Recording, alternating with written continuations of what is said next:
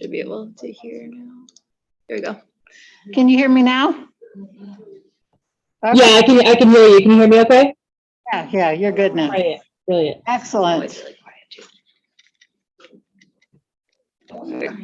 Okay. And then your display settings, you can change that in a minute to be full screen. Okay. Did that do it?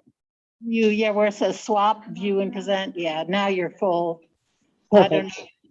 I want to show you what people can see and hear. That's your presentation. Oh, perfect. Great. Yeah. And that's your audience. And this is me. Hello. Hey, that's a nice looking room. Did you guys have some remodeling done over there? Yeah. Our chair is very good with interior design. Very good, yeah. Excellent, yeah. She even paints herself some of the time. Oh, wow, that's very cool. Yeah. But she pays for it or has someone do it when she can. So we're 259. We have about a dozen online and more than that in here. So we'll wait a minute or two and see what happens. Sounds great. Okay. And we have someone posting on, who will post your talk on YouTube. Okay, perfect. And so if you want to see the link or share it with someone sometime, you'll have that resource. Awesome, thank you. That's great. Yeah. So, and that's probably all you need to know. So hopefully there'll be some good time for Q&A, but it's tied with the UF class period. So some people have to at 3:50. Okay, I'll try to keep a close eye on time. Okay. Okay. Hello and welcome everyone. We're now at 3 o'clock, even though that clock is off by quite a bit. Today, our speaker is Dr. Becky Williams. I've known Becky for a few years now because she is a returned Peace Corps volunteer, and she did her work in Honduras. And when I taught senior seminar as undergrad coordinator, I had her speak in my class a few times. And I've been following her career. At the time, she wasn't even in grad school. Now she has a graduate degree. She's a visiting assistant professor in the Center for Latin American Studies and involved with the Master of Sustainable Development Practice Program and TCD. And so she is going to speak to us today about migration as a livelihood strategy in rural Honduras in response to emerging socio-ecological collapse. So welcome, Becky. Nice to have you here today. Thank you so much. I really very much appreciate the invitation. I really love speaking over in geography. It's exciting to come back and be able to see all of you again. To me, geography is very adjacent to what I do as an international development specialist. I do research on development practice, and so there's a lot of parallels with what my colleagues in geography are doing over there. So I wanted to share a little bit about some work that I've been doing recently. I started out at UF really focusing on gender in developments, really mainly on smallholder farmers, rural communities, and the needs of women. However, after working in Honduras, and I did my Peace Corps service in Honduras, and it's been almost 12 years now that I've been involved there. And as I've grown as a researcher and started to understand more of how systems are related in terms of the agricultural system, economic, social, and so on, I started getting really curious about some of the fundamental issues that they're facing in Honduras, and when migration becomes the most logical pathway for people. So to give you a little bit of context, there's been a lot going on in Honduras over the past years. I'm sure you've at the very least have seen headlines about migrants coming from Central America in large numbers at the border and the border crisis and so on and so forth. So there's a lot of things that have built up to this migration crisis, including that in Honduras is still to this day has one of the highest intentional homicide rates in the world. Intentional homicide is the way that that we judge the level of violence in a country that's not in wartime. So in terms of wartime, that's a little bit different and how we look at homicide, but this is intentional homicides, and they tend to not go unreported. And so we know by a high level of homicides that there's probably a high level of other issues as well. So Honduras, since World Bank started collecting data back in 1999 on this, Honduras has been in the top 5 for the highest homicide rates in the world. And they held the #1 spot for a very long time, up until 2015, when a gang truce fell apart in El Salvador, which pushed El Salvador ahead of Honduras. So crime and violence is a really big issue throughout the country. In 2009, there was a coup. Some people will call it a diplomatic overthrow, depending upon what side of that aisle you are on politically in Honduras. But that coup was incredibly destabilizing in the country. Out of that came a lot of protests and all types of issues. That was actually occurred while I was in the Peace Corps. So I was there during the coup and was able, was a part of seeing how it impacted people on the ground.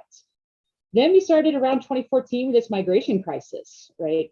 And then in 2017, we saw another election come around, and that was a very highly contested election that a lot of people really felt was unfair and possibly even a stolen election. At the same time that all this is going on, we have a very high level of impunity for crime. 90 to 95% of homicides go without punishment. So if 95% of homicides go without punishment, you can imagine that many other types of things are really not being addressed. There's a very high level of gang and narco trafficking presence. I believe that there's estimated around 80% of all cocaine goes through Honduras, either by land or by air or by sea. We also see a growing vilification of young men. So there is this idea that young men are violent, they're other, they are the troublemakers causing issues. So we see, like in this picture that we have here on the lower left, you see that all the men have been pulled off of the bus, all the young men are all being frisked. And it's kind of one of those stop and frisk type deals that they do in Honduras when they're looking for gang members and so on. But all of the men are pulled off the bus and patted down. On the bottom right, we also have this idea of perverse institutions. And so essentially this is when you have an institution that's supposed to serve a social good, but what they're really actually doing is reinforcing social inequalities. And we can see that many examples of that with the police force, the judicial system, even the education system, where young men are starting to feel less and less welcome in the school system. Right, and on top of all of this, we have some ecological issues that are happening. Honduras was actually ranked 3rd in the world for the effects of climate change up until last year. And then they fell really far down the list. And it turns out the reason why is because in 1998, there was a hurricane that just absolutely devastated Honduras. And it's been long enough now that Honduras had started to recover. But then last year, Honduras was hit by 2 hurricanes. So right after they got off of the list of impacts of climate change, they were hit by 2 huge hurricanes after years and years and years of droughts. So we also see massive levels of flooding. This is actually, the pictures I have here were sent to me by a friend who is in the study sites that are going to be a part of this study. And this is actually on the lower left, his cornfield that was just completely decimated in the last 2 hurricanes that happened in 2020. Right, and so when all of this is going on, this migration spike started really happening, and I started wondering, what is the connection between how rural livelihoods are changing as a consequence of climate change? How do people see, and especially in rural areas is really where I focus, how do people see opportunity? Do they see agriculture as an opportunity, or do they see narco trafficking, or any type of other things is what they see as their pathway out of poverty and out of, so that they can move forward in their lives? Also seeing this growing issues of youth violence, and that all seems to be culminating in migration, right? Or participation in illicit livelihoods. So around 2011, when you looked at the statistics on the southern US border with Mexico, you'll see that 97% of illegal or undocumented migrants trying to come into the United States were from Mexico and were single men looking for work. By now, this point in time, more than half of the people, close to 70% of migrants coming from the border are from Central America and are families and children. So something has happened over the past 10 years and has really shifted even who we see migrating. And, so I wanted to kind of investigate what was occurring there. So we did this study in 5 sites in Honduras. It was a large study funded by USAID. They wanted to also understand what the connections are between violence and migration and livelihoods. So these 5 communities in the Western Honduras, this is the agrarian region of Honduras, where a lot of like coffee and so on is grown. On the upper right, you'll see that 3 of my sites are in known very food insecure areas, and 2 of them were out of what was considered the high food security insecure region. Now, turns out in our study that all of these communities were food insecure or highly food insecure. But at least at this point in time, that's kind of one of the ways that we chose our study sites. And then on the bottom, you can see that the predictions for drought, we included sites that were within that prediction and that were a little bit more anticipated to be less affected. But we're also seeing on the left, we're seeing narco traffic driven deforestation. Now, that's not necessarily in our study sites, but this does become relevant in terms of our study results, which I'll get back to later.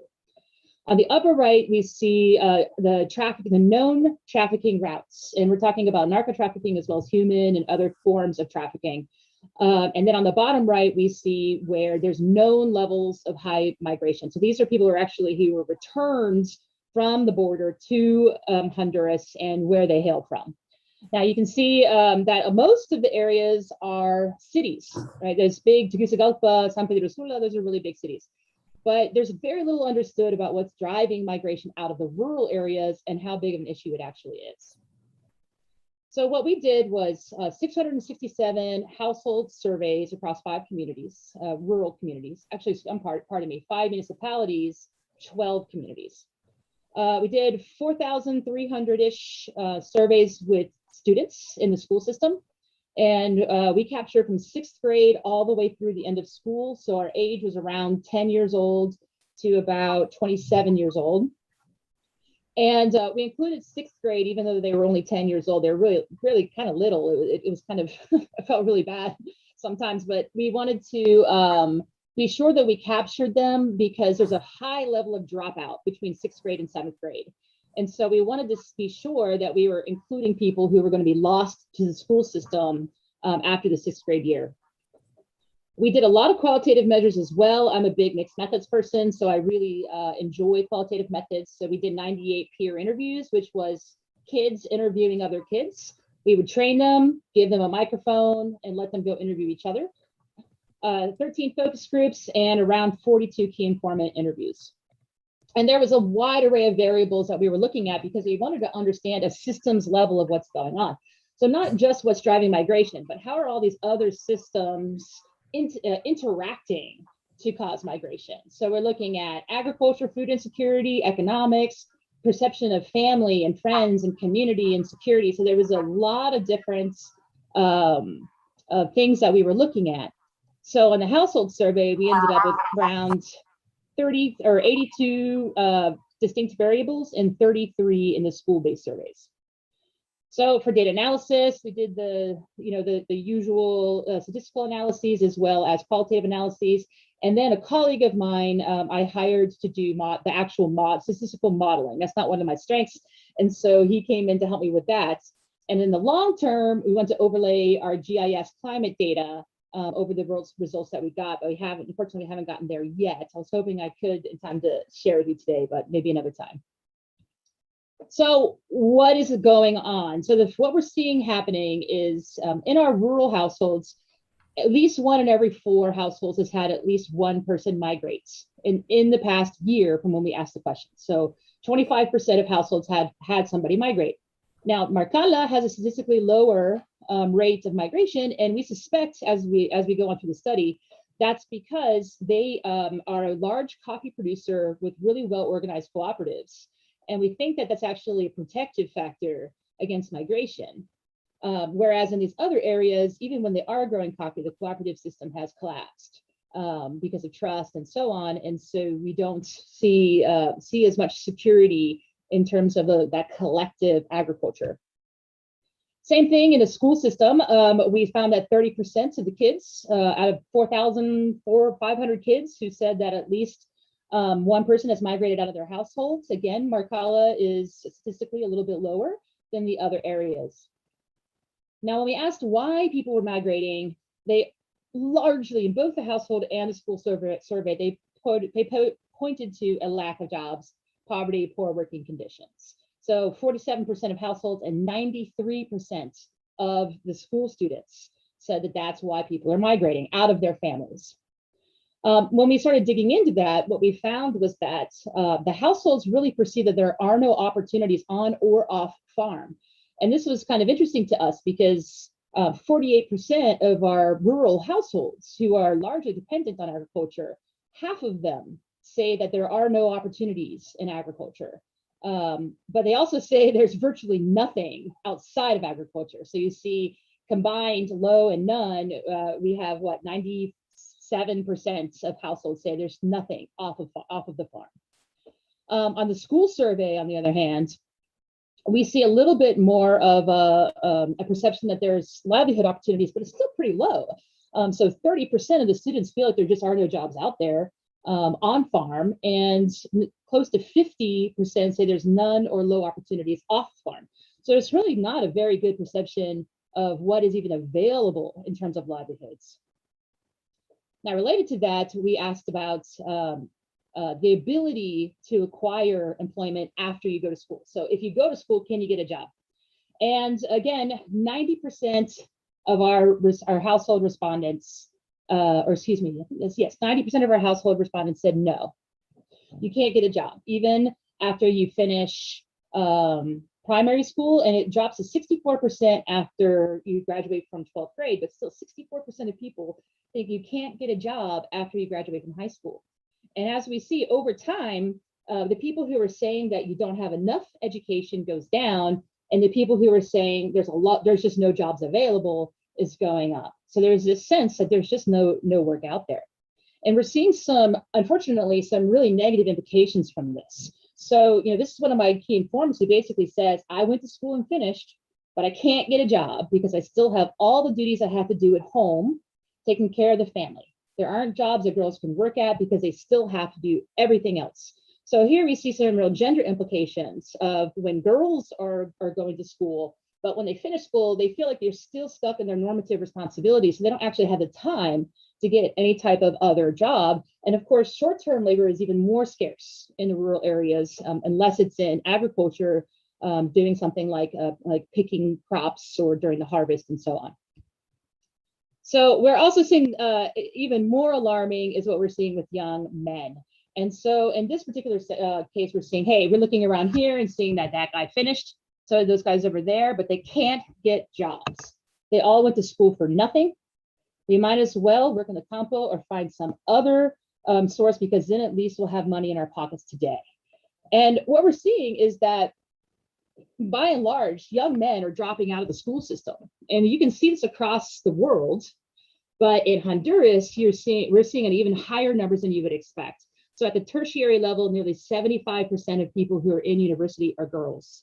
At the high school level, around 65% of high school students are girls. So boys are dropping out of school. And when we start to really investigate why, it seems like the boys feel like they're not welcome in school.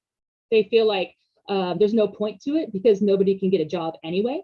And so we're seeing this mass exodus of boys from the school system, which is really concerning over the long term, as education attainment is tied to just about every other development indicator, wellness indicator, and so on that you can look at.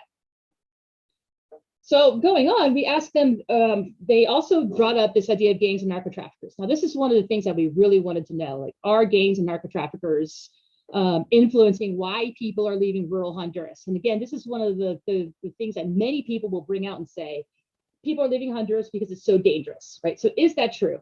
Well, in the rural areas, we see 6% of the households say that it's gangs and narco traffickers, but 21% of the students say that gang and narco activity is a motivation for migration. They also, around 1 in 4 households and students report that there is gang or narco activity in or near their communities. Now, again, this is interesting because this is rural Honduras, and we generally associate narco traffickers and gangs with the urban areas. But what we're seeing and what we're hypothesizing out of this study is that the gangs and narco traffickers are moving out of the urban areas, or at least setting up shop in the rural areas as a way to move their illicit goods through rural corridors rather than going through the urban corridors, which are highly policed. And so even in terms of the reason why gang violence has gotten so bad in Honduras, part of that is the contested space for routes for narco traffickers, or for moving drugs and people and arms and so on. And so this is kind of a backlash type situation where they say, okay, well then we're gonna go through the rural areas, and we see a lot of people buying land, a lot of narco traffickers buying land from poor farmers, especially around natural areas or natural what's the word I'm looking for, parks and so on and so forth, because the parks provide a really great cover in terms of what is going on in a region. So this is a growing issue in terms of the gangs and narco traffickers entering into rural communities. Now, how do we know they're actually gangs and not, just like kids making trouble? And so we asked them, and they say, gangs are here, and after 5, we don't leave the house because they will kill people in transit from one community to another. Or they're nearby, from a nearby community. That community is the distribution points. They cross here over the mountains. And this one is very interesting, and we saw a lot more of this than we thought we would. The gangs offer security and pay, but if you make a mistake, they will kill you. They spend money helping the community, so in turn, the community helps them. And again, this is something that we saw quite a lot more than we would think. And so, for example, there was one community that we went to that we realized that narco traffickers were building the latrines for an entire school in the rural community. And they were also in another community building the Catholic Church. And so, that's really very interesting that the gangs and the narco traffickers, they're buying people's goodwill as a manner of protecting what they're doing, but it's also providing a really missing economic service for people who have no other options. Right. So then the other big piece that people are talking about and wondering is it agricultural collapse that is causing the migration? So we had about 7% of students and parents or households saying that it's related to agriculture. So when we look at that, what we're seeing is that we actually had a really high level. 68% of the people that we spoke to had experienced decreases in their crops in that year. That's a really high number of households. And a lot of that loss was in corn and beans, which are the 2 core foods in rural Honduras. That's what everybody eats. And so, you see 2/3 of households have essentially seen a decrease in their basic foods. And they attribute that to droughts, pests, disease, and severe storms, which, as we know, is really driven by the changing climate. Now, when you ask them that direct question, is it climate change? I've found that when I ask this question in the global south, they don't perceive of it in the same way that we do. So they would say, no, it's not because of climate change, it's because of crop failure. But when you ask them what causes the crop failure, they point to everything involving the climate change. So they say, yeah, in the past, people would plant by the seasons. They would plant in the spring and it would rain, but now you don't know when it will rain or if it will be dry. Many people plant thinking it will, but in reality, there'll be a drought and they'll lose their crops. And so we are really seeing serious implications in terms of the productivity and yields. So this is actually an example of that. So on the left, we're seeing coffee, some bugs that are essentially destroying the coffee beans. The upper right, that is from hailstorms. And in the bottom right, we see some bugs that are getting into the potato crops. And this is from the communities that I was doing my research with. Now, when we asked qualitatively, they gave us some of the same responses. They also bring up political instability, the idea of a better life, some of those more qualitative type of mentalities. And they say, you know, when people migrate, they send money back and it helps us with school. It helps us be more stable, but you miss them. And then I think this last one's important. It helps you to get necessities, but you also aren't a family anymore. So we also see that there's a lot of consequences to migration. And we actually had students writing us entire stories on their surveys. They would just turn it over and just write us letters about what's going on with their families. And we never asked them to do that. They just did, because they're very affected by their family members who've been migrating. So in terms of the households, we saw that the households that we spoke to, 34% of men and 20% of women said that they intend to migrate in the next year. Now, this is right before COVID-19. So obviously, a lot of them probably didn't. But before COVID-19 hit was right after the two major hurricanes that passed through. And the numbers coming out of Central America peaked at 700,000 migrants at the border from Central America that year. It did drop after COVID-19, but now we're starting to see it resurge again. And in addition, from the school survey, we see that 50% of the students say that they want to migrate in the next year.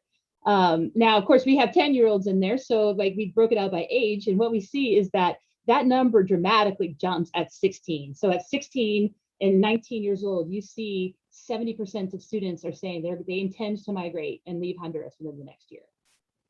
So why? What's driving this? So in terms of what's predicting migration, we're seeing that it's the amount of land, if you've lost crops, if you believe that the community is supportive, if there are jobs on farm, if there are few illicit opportunities or a perception that the community is safe, and if you've been a victim of physical violence. Now, it's interesting to me is how these interact, because it almost turns into a decision tree. So what we see is that people who have a lot of land are protected against migrating because this is really obvious, but they can sell crops, and so they have a higher income. So if you have a lot of land, you can grow more, you can sell more, and you have a more stable livelihood. But most of the people in the areas that I'm working on are smallholders, have very small land parcels. So then the next thing that occurs is the perception of community support. And this actually, I put this community support in there out of curiosity.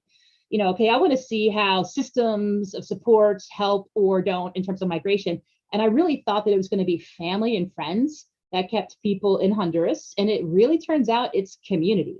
And whether or not youth feel like they are supported by and involved in their communities. So when there's a high perception of community support, it actually negates the small land holdings.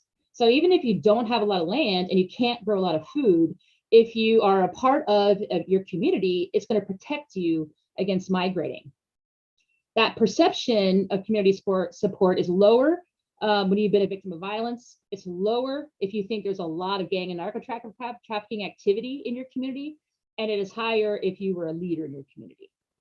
So it's hard to see these pieces kind of tie together, right? So then we have community security, which is a very different thing than community support. And in terms of community security, it becomes a trigger for migration when there's low community support, low on-farm opportunities, and you've lost a lot of your corn and beans. So we're seeing the interaction between food security and community security as a driver of migration. So so part of that answer is it's really both. It's the agricultural production, which is decreasing, and yields are being affected by climate change. But then also, if you feel like your community is unsafe and you don't feel like you're a part of it, you're going to leave. And then the last piece of that is the illicit opportunities. So we saw that there's a high perception of illicit opportunities when there's also high levels of food insecurity. So we're suspecting that the food insecurity is pushing people more towards seeking out more illicit opportunities. And it's also connected to acceptance of interpersonal violence. So the likeliness that you're going to participate in illicit activity is also tied to how you feel about violence generally. Now we see the same, very similar drivers from the school, and this is our 4,300 youth, but we add age onto that, which does make a lot of sense. So we have age, again, on-farm livelihoods, illicit livelihoods, community support comes back again, food insecurity, and if you've had a family member who's migrated. These are what really floated to the top for the school age students. So what we see here again is that when there's high food insecurity and a high perception of illicit livelihoods, that's a driver of migration. Those two things, when they combine. But yeah, and high food security is also connected to a lower perception of your community support and your family, which does make sense if you think about it. If your crops have failed, if you're hungry and nobody will give you food or help out your family, you're going to feel like you're not supported by them. You're also going to feel like your family can't provide. Now, this connects to the illicit livelihoods, because when young people perceive that there's a lot of illicit activity or gangs and narco trafficking activity near their community, it increases their migration intent.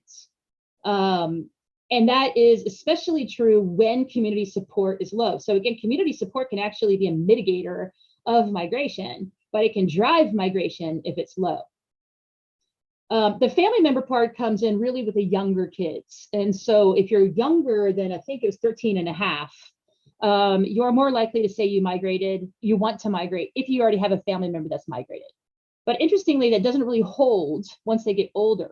So this idea that family are migrating for reunification didn't actually hold up in our study. In our study, it was only the young kids who wanted to migrate to reunite with their family. So then what predicts intention to migrate? What we see on the left is there's low or no perception of illicit activity, you're younger than 14 and a half, you're probably not going to migrate. If you're older than 14 and a half, and you have a moderate perception of community support, at least a moderate perception, which is basically our halfway point in our survey, that is going to protect you against migration. But if you have less than a moderate perception of community support, it becomes a trigger for migration. On the other side, if you have a low perception of the availability of illicit livelihoods and you're younger than 13 and have not had a family member migrate, you're less likely to migrate. But if you've had at least one family member migrate, then you are much more likely to migrate. And on the same end, if you are over 13 and a half years old, you're more likely to migrate regardless of the opportunity structures.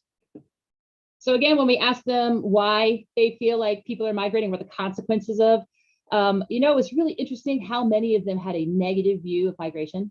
So, out of 90 some odd people that we spoke to, 51 females and 28 males all said that they actually think migration is not good.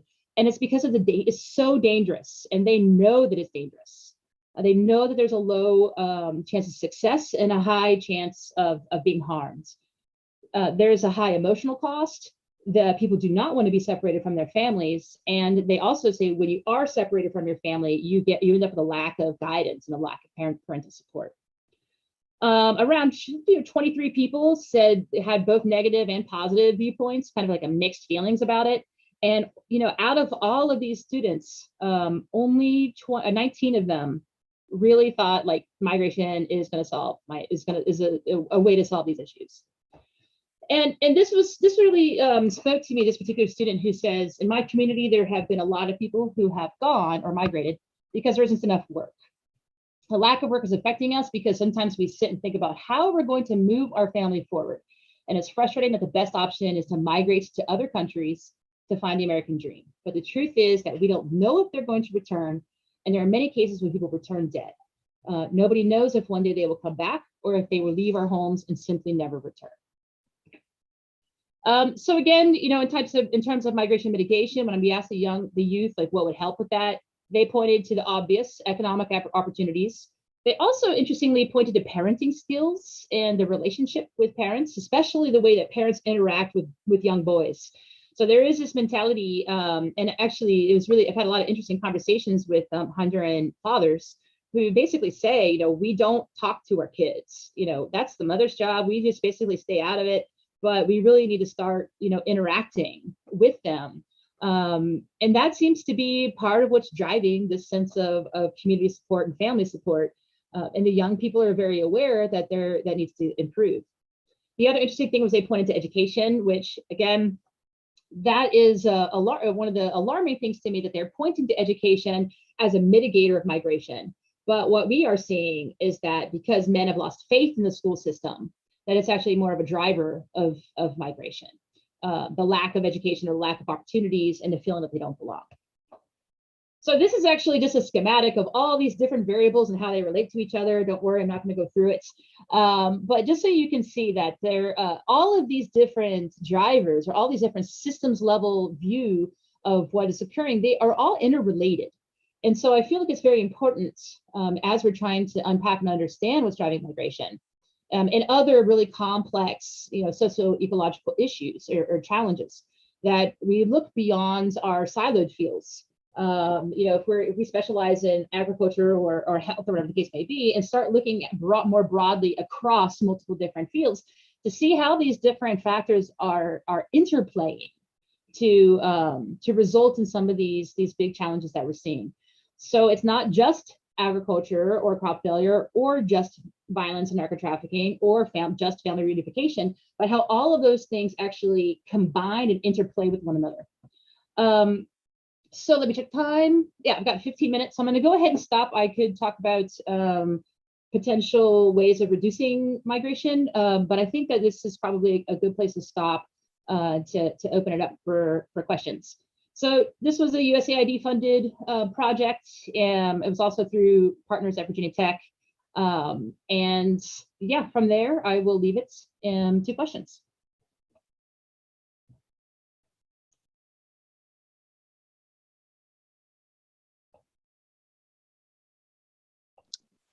You didn't hear the clapping because I had my mute on. Sorry about that. Thank you. So a few questions, one from the audience over here who will have, and speak loudly if you can. Hi, hopefully this is loud enough. Sorry if it's weird in the room. I was curious if you faced any challenges when you're interviewing and doing these surveys, because obviously, coming from an outside country, asking all these personal questions, maybe not so much with children, but maybe with adults. Was it, or especially in areas where like gang violence is high, secretive, protective around the gang. Did you face those challenges when you were in the field? Yeah. This was not your everyday IRB experience either. For those of you who have had to go through institutional review, it was actually quite challenging to get this project through IRB because especially because we were working with minors, and we're asking them about very sensitive topics. So we did, thankfully, having lived and worked in Honduras, I'm pretty savvy, but there's always a potential for issues. So we had a lot of protocols in place for our team. So there was a team of myself and 2 graduate students, and then 5 Honduran colleagues of mine that was the whole team for data collection and so on. And so we did things like change out our car every couple of weeks.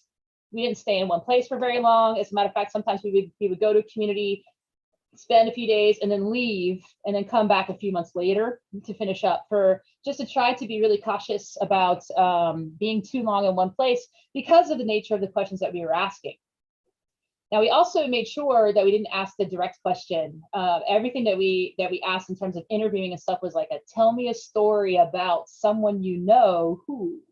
And that takes away that, what ends up happening is that people invariably talk about themselves, but it becomes more of a choice in terms of, me asking a very direct, challenging, potentially damaging question versus them volunteering information. So I'm sure that narco trafficking number is probably a lot higher than the 25 to 30% that we found. But even that was, when we reported back to USAID, was really, really surprising to them that it was that high. That the narco traffickers have really entered into the rural areas and are starting to kind of set up shop there. So we were really cautious about how we went by everything, to the point where we stopped, and this is a little bit suspect, but we stopped telling the principals of the schools and the teachers of the schools why we were really there. We started only telling them about the agriculture, ecology, and economic piece of the survey, and the migration piece. We didn't tell them about our violence and narco trafficking questions. And the reason is because our second or third school we went to turns out that the principal was known to be a collaborator of the narco traffickers. And some of the students took us aside and told us and said, like, you should probably be careful. And we were like, oh. So we decided that we would tell the principals and the teachers, like, we're here to talk about migration. But we were very cautious about the narco trafficking and gang aspect of it. Yeah. Thank you so much. Okay, another question, Tierney? Yeah, I think you touched on this topic briefly, but I was wondering with the high levels of dropout, I think you said between the 6th and 7th grade, and then young men dropping out at higher levels, and many in like high school and college being women, were there significant differences across gender lines in the intent to migrate as they got into those older brackets? No, gender didn't pop up. Actually, in the households, it definitely shifted that more men intended to migrate than girls. Actually, the school survey as well, yes, I would say that there was a statistically significant difference between men and women, but not a huge effect size, which is, I do think that more men are looking to migrate. There's also a gender normative aspect to that in terms of that how dangerous that route is and who takes it. That misinformation, there's been a lot of misinformation in Honduras in terms of how you get into the US and what you can. This was one of the reasons why people were sending children alone and they were going in families, because there's this mentality that will let you get in to the US more easily than if you're a man traveling alone. Maybe that's true on some level, but it's not as true to the point at which people thought it was. So I think that we tend to see that more men want to migrate because it's gender normative, but more and more we see more women, and I think that personally, I think that that's a trigger that is signaling that the issues have started to affect the families in such a way that they are willing to give up, essentially their entire livelihood to migrate.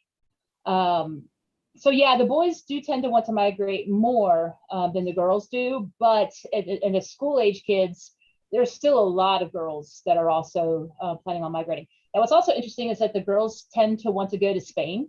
When we ask them where they want to go, if they intend to migrate, the girls more often say Spain, the boys more often say the United States. And when I started asking people why, it turns out that it's a lot easier for a girl to get a job in Spain because it's largely house care and childcare. Whereas in the US, it's largely like construction and agriculture and very labor intensive opportunities. So I hope I answered your question. Thank you. Yeah. Bob. Becky, hello. Hi, it's good to see you. Hi.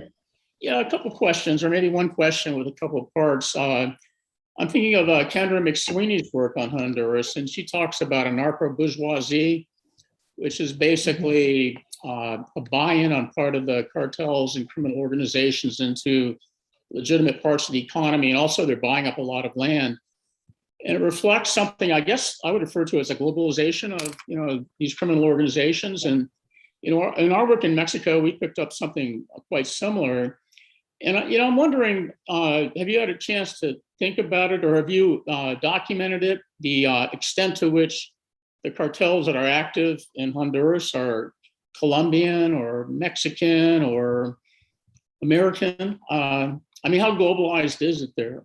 These criminal activities. That's a really great question. And it's really hard to tease out in the area that I'm working in because it is rural. And I'm not obviously directly asking narco traffickers like where they're, right? But, and since I'm asking people, they often don't necessarily know if it's a narco trafficker or a gang member. And so, and for my study, we've lumped them together in terms of illicit livelihoods for that reason, because it's hard to tease out. But in terms of who is present, we definitely see that Venezuela and Bolivia and Colombia have presence in Central America, as does Mexico, in the Honduras area. However, Honduras has kind of paved its own way in terms of creating like their own, narco system within the country. So that narco elite is a very real issue in Honduras. To the point where, the president's brother was recently prosecuted and found guilty of being a narco trafficker. So I just let that sink in for everybody for a moment, that the president's brother is a known narco trafficker in a country where there's only 5 or 6 families that have the wealth to rule the country. And so like This is the as Hondurans, usual, right? as usual, yeah. So the Hondurans are always like, it's a narco state. He's a narco presidente, and it's hard to argue with that, really. So there is a lot of international presence in terms of those routes, because that's one of the reasons why it's so hotly contested, and why there's so much violence, is because you see those particular international cartels fighting with one another for the trafficking routes. But the way that they do it is often through the Honduran more localized gangs and localized groups of people. So this is basically like this hierarchical relationship between the international narco traffickers, the Honduran within country, and then you have the lower level street gangs and the Maras and Pandillas and all of that. But they absolutely have this kind of vertical structure, that is driven from outside, but is also growing up from within. Yeah. Interesting. It's really Stay safe. Yeah. Yeah, and it's also like for you geographers, I really am fascinated by their movement into the rural areas and where they are buying land. They're being so intentional about it. Like they buy lands on one side of a community and on another side of the community, so they control who enters the community, right? And they do that in the cities, but they started doing that in rural communities as well, so they can control the roadways and who comes in and out. And by doing that, they kind of have built-in people to help them with what they do. So even to the point, I had one person, myself and my student were interviewing at two houses kind of near to each other. And somebody pulled up to the house that I was in on a motorcycle, and this girl just like looks at her mom, and her mom looks at her. She jumps up and runs to the back and grabs the package and runs back out and gives it to the guy on the motorcycle. And then I hear the same story from my student who was down the road. And then what we ended up finding out from other people is that the gangs basically had told them, you must hold this for us. And Wow. so there's a lot of coercion, but there's also a lot of cooperation. But you have another question, Bob? Do you think eventually the narcos will essentially take over Central America? I mean, I'm getting very nervous about Mexico. Yeah. At the rate at which they are gaining power, and how weak the government is, and then you pile on top of that the socio-ecological systems that are failing, I am very concerned. That's a very real possibility. Right. Yeah. Thank you. You're welcome. Yeah. Okay, thanks, Becky. You have another question from someone on this end, Christopher? Yes, thank you, Becky, for your presentation. I noticed that you used photographs to help illustrate your research today. I'm curious if there's a story behind them. If you took it with your homework or Yeah, because my study was so focused on very dangerous topics, I did not take most of the pictures. So the one on the far right is actually an award-winning photo. I really need to put those. I apologize. It's very bad form to not have those citations in there, but I will go back and fix that for another day. But the one on the right is an award-winning photo of somebody who took this picture right at the height of the migration crisis. And it was kind of a photo that was everywhere with this like little kid sitting there. The one in the middle is from a USAID archive, and the one on the left I took. These are all from Creative Commons sources, and so are these. The one on the upper right, however, was from an art project, and I just thought it was very representative of that kind of like half and half. These were mine, and then the other ones were just regular maps. And this one is on top of the train. You probably heard of the La Bestia, the train that goes up through Mexico. Is extraordinarily dangerous. The one that a lot of people, when they're migrating, they have to climb on top of it while it's moving, and a lot of them get very hurt or injured or killed by it. So this is another Creative Commons picture. These two I took, and this one I took because it had the Mata Salvatrucha. This is one of the small communities that I worked in, which even their itty bitty bus stop had a Mata Salvatrucha tag on it. So I guess it's kind of a mixture. Some of them are mine, but most of them are from Creative Commons. Okay. Yeah. One last question, if anyone wants to ask. Okay, anyone online? All right. Thank you very much, Becky. We appreciate you coming. Thanks all. anyone who wants to connect with Becky, feel free to reach out and talk with her. Yep, I will drop my email into the chat window. You are welcome sending me an email at any time. And if there's any geographers out there that really love working with GIS that want to take my climate data and overlay it with my social data, we can work on a paper together. Okay. Hopefully you'll find somebody. Yeah. Okay. Anyway, we're off, and next week our speaker is Brian Child. Oh, great. About parks in Africa. So someone with the same sustainable development practice as well as geography. Okay. Bye, everyone.